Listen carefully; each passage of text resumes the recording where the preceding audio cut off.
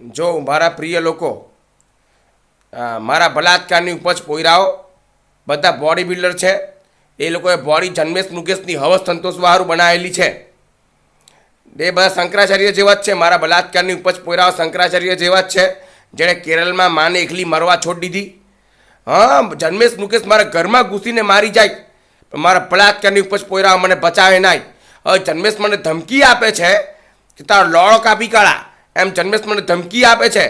હવે મેં ભયભીત છું, અહીંયા મને કોઈ બચાવવાવાળું છે નહીં. મારા બલાત્કારની ઉપજ પોયરાઓ જે શંકરાચાર્ય જેવા છે, જેની માં કેરળમાં એકલી મરી ગઈ, મારા પોયરા બાવડા બનાવેલા બોડી બિલ્ડર બધા પોયરા, તે જમલા મુગલાની હવસ સંતોષવાળું બોડી બનાવેલી છે એ લોકોએ. જન્મેશ મુકેશની હવસ સંતોષવા બોડી બનાવેલી છે એ લોકોએ.